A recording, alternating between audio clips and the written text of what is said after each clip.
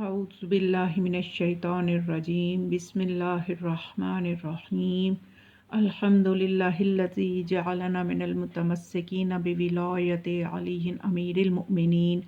وأولاده الطاهرين الصلاة والسلام على سيدنا ونبينا أبي القاسم محمد صلی اللہ علیہ وآلہ وسلم۔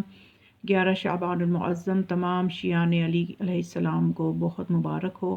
اس لیے کہ یہ بابرکت مہینہ ہے اور یہ والی شب جو ہے یہ جناب علی اکبر علیہ السلام کی ولادت باسعادت سے منسوب ہے، تو اس لیے میں نے ضروری سمجھا کہ جناب علی اکبر علیہ السلام کی معرفت کے لیے ضرور کوئی پیغام ہونا چاہیے۔ اور یہ وہ ہستی ہیں کہ صرف ان کا تذکرہ ایام محرم میں چند روز کر دینا کافی نہیں ہے، بلکہ یہ وہ بابرکت گھرانہ ہے کہ اس گھرانے کے ہر فرد کا ذکر ان کی ولادت کے موقع پہ بھی کیا جانا چاہیے، تاکہ ہم زیادہ سے زیادہ اپنی نسلوں کی ہدایت کر سکیں اور خود بھی ہم ہدایت لے سکیں۔ تو جناب علی اکبر علیہ السلام وہ باعظمت شخصیت ہیں، یہ وہ باعظمت اور بابرکت مولود ہے کہ جناب سید الشہداء کی یہ سیرت تھی کہ جب امام زین العابدین علیہ السلام اس دنیا میں تشریف لائے تو چونکہ وہ پہلے فرزند تھے آپ کے، تو امام علیہ السلام نے اپنے بیٹے کا نام علی رکھا اور انہیں سفید رومال میں لپیٹ کے مسجد میں لے آئے۔ وہاں مسجد میں لٹا کے 2 رکعت نماز پڑھی، ہاتھ اٹھا کر دعا کی، خداوندہ یہ نعمت تو نے مجھے دی ہے، میں تیرے ہی سپرد کرتا ہوں، یہ کہہ کر مسجد میں لٹا کے بچے کو گھر آ گئے۔ جب امام زین العابدین علیہ السلام پیدا ہوئے تو امیر المؤمنین علی ابن ابی طالب علیہ السلام اس وقت موجود تھے۔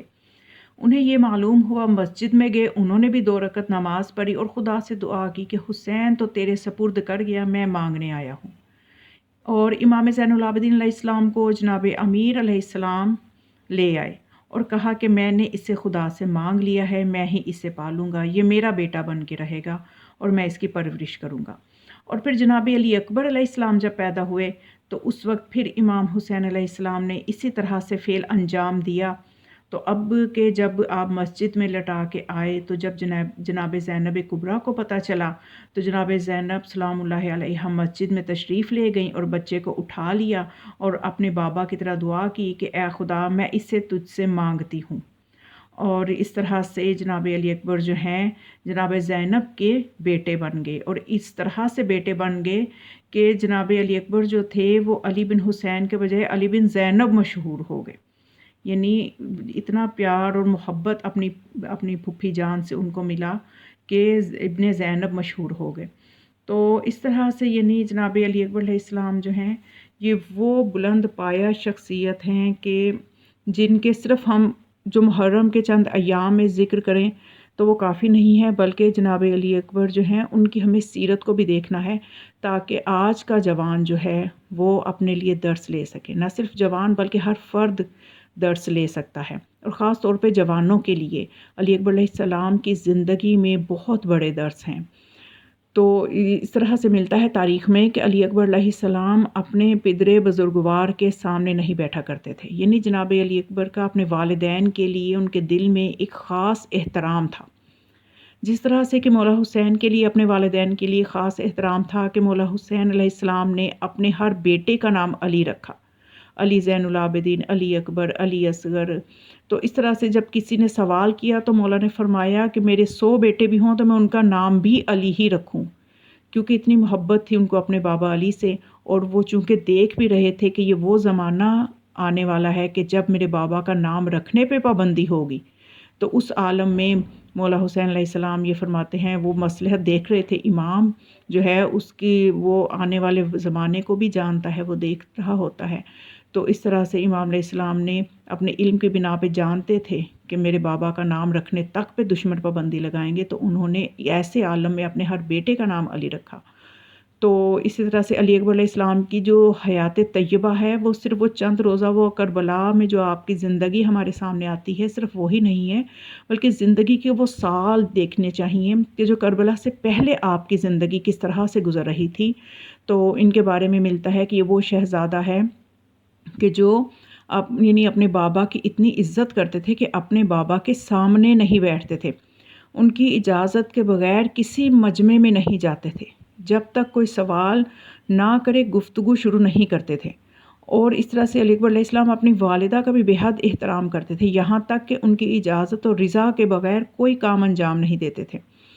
تو جناب علی اکبر علیہ السلام کی سیرت میں یہ بھی ملتا ہے کہ آپ کی آواز اتنی خوبصورت تھی کہ آپ کو خدا کی طرف سے لحن داودی جو تھا وہ عطا کیا گیا تھا۔ اتنی خوبصورت قرآن کی قرأت کرتے تھے کہ خود مولا حسین علیہ السلام اپنے بیٹے سے کہا کرتے تھے کہ مجھے قرآن کی تلاوت سناؤ، مجھے اذان سناؤ۔ اتنی خوبصورت آواز تھی کہ ان کی آواز میں مولا حسین علیہ السلام کو اذان اور اقامت اور قرآن سننا بے حد پسند تھا۔ اور اس کے علاوہ یہ کہ حسب و نسب تو یقیناً بہت بلند خاندان سے علی اکبر علیہ السلام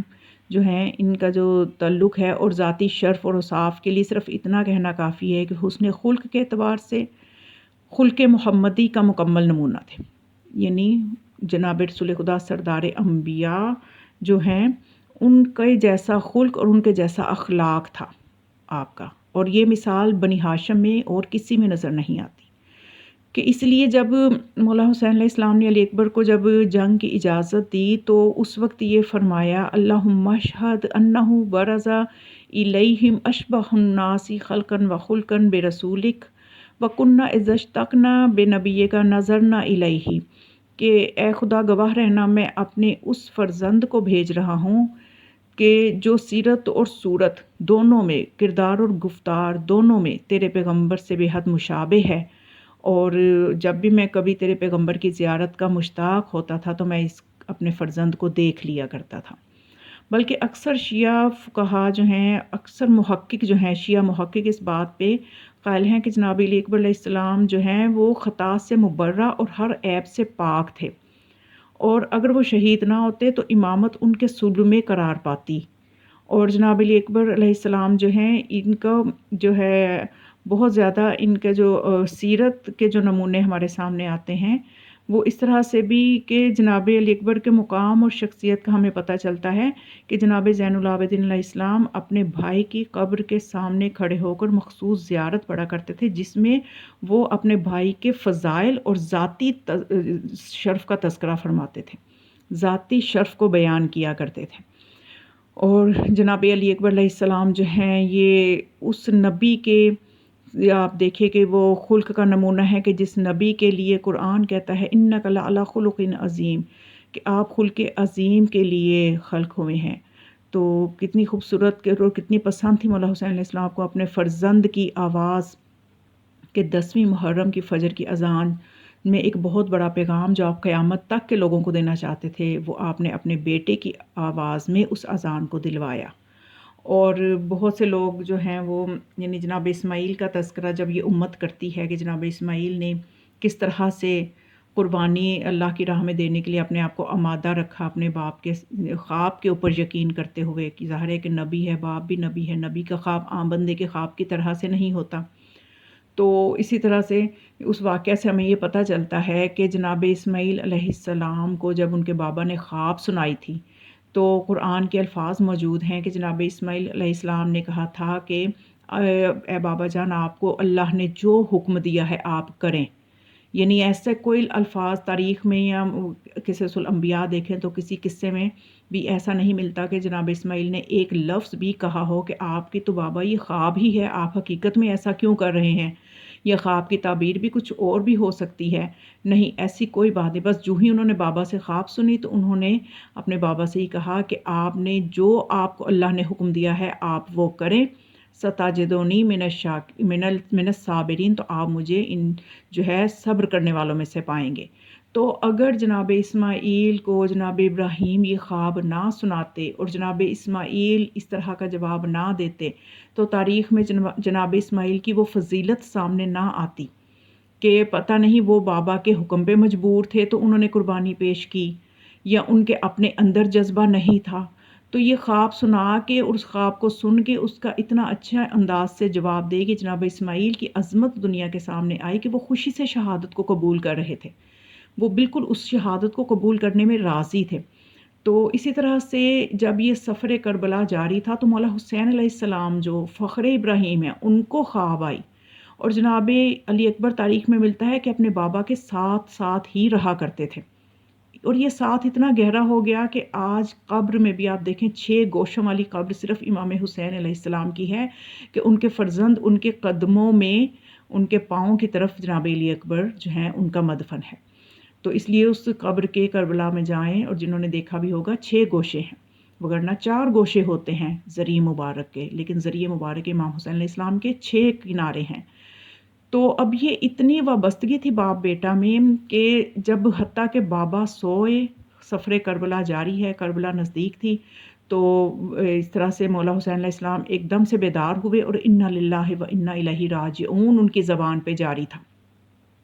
جب یہ کلمہ ترجیح جو تھا یہ جناب علی اکبر علیہ السلام نے سنا تو اپنے بابا سے پوچھا کہ آپ نے ایسا کیوں فرمایا. تو جب مولا نے اپنی خواب بتائے جس کا اسی طرح سے مفہوم تھا کہ ہم سب موت کی طرف جا رہے ہیں، شہادت کی طرف جا رہے ہیں، تو جناب علی اکبر جو فخر اسماعیل ہیں انہوں نے اپنے بابا سے ایک سوال کیا کہ السنا علی الحق، کیا ہم حق پر نہیں ہیں؟ تو مولا نے فرمایا ہم بے شک حق پر ہیں. تو پھر جناب علی اکبر نے جس طرح جناب اسماعیل کی فضیلت دنیا کے سامنے آ گئی، اسی طرح سے جناب علی اکبر علیہ السلام کی فضیلت تا قیامت مرقوم ہو گئی کہ آپ نے جواب میں یہ فرمایا جب ہم حق پر ہیں تو کوئی پرواہ نہیں ہے کہ موت ہم پر آئے یا ہم موت پہ جا پڑے. تو یہ وہی جواب ہے جو ان کے دادا علی کا جواب تھا. تو یہ وراثت میں وہ خوبیاں ہوتی ہیں جو نسلوں میں منتقل ہوتی ہیں. تو جو علی کا پوتا ہو تو اس میں بھی یقیناً اپنے دادا کی شجاعت بھی تھی، ان میں اپنے جد کا اخلاق بھی تھا، ان میں اپنے جو ننیال کی طرف سے بنو ثقیف قبیلہ سے تعلق رکھتے تھے، وہاں وہ بنو ثقیف کا جو قبیلہ ہے وہ حسن و جمال میں مشہور تھا. تو وہ حسن و جمال بھی علی اکبر علیہ السلام میں موجود تھا. اور جو کوئی رسول اللہ کی زیارت کا مشتاق ہوتا اور کبھی آ کے مدینے میں آتا اور آ کے پوچھتا کہ میں ملنا چاہتا ہوں آپ کے نبی سے، اور جب پتہ چلتا کہ وہ تو دنیا میں نہیں رہے تو پھر لوگ بتاتے کہ اگر آپ نے رسول خدا کو دیکھنا چاہتے ہیں تو وہ جناب علی اکبر علیہ السلام کے دروازے پہ لے جاتے کہ اس جوان کی زیارت کر لو، ہمارے نبی ایسے ہی تھے. یعنی اس طرح سے خلقن و خلقن آپ اپنے جد پیغمبروں کے سردار اور سردار انبیاء کی طرح سے تھے. تو جناب علی اکبر علیہ السلام کی سیرت کے یہ پہلو ہیں کہ ان کو قرآن سے محبت، عبادت سے محبت، والدین کی اتباع اور خوش خلقی اور مہمان نوازی خاص طور پہ بہت مشہور تھی. جناب علی اکبر علیہ السلام کی سخاوت بہت مشہور تھی اور مہمانداری کے لیے تو بےتاب رہتے تھے کہ مدینے میں کہیں بھی کوئی مسافر ہوتا تو بلکہ باقاعدہ اس آپ اپنے گھر کے اوپر ایک پرچم جو کہ اس چیز کی علامت ہوتا تھا کہ اگر کسی کو کھانا چاہیے، اگر کوئی مسافر ہے تو وہ ادھر آ جائے، تو کھانا آمادہ رکھتے تھے. اور ہر وقت انہیں یہی ہوتا تھا کہ کوئی بھی ایسا مسافر نہ ہو کہ جو بھوکا رہ جائے یا جس کی جو کہ ہے اس در سے خالی نہ جائے. تو یہ ان کی سیرت کے وہ عملی پہلو ہیں کہ ان کو بھی آج کی نسل تک پہنچانا چاہیے، بتانا چاہیے کہ اگر واقعاً جناب علی اکبر سے محبت ہے تو وہ صرف ماتم کی حد تک نہیں ہونی چاہیے، ان کی سیرت کو، ان کی علم سے محبت کو، ان کی عبادت کی طرف رغبت، ان سب چیزوں کو بھی آج کے نوجوان کو اپنانا چاہیے. اور خداوند متعال ہمیں سیرت محمد و آل محمد پر عمل پیرا ہونے کی توفیق عطا فرمائے. وسلام علیکم.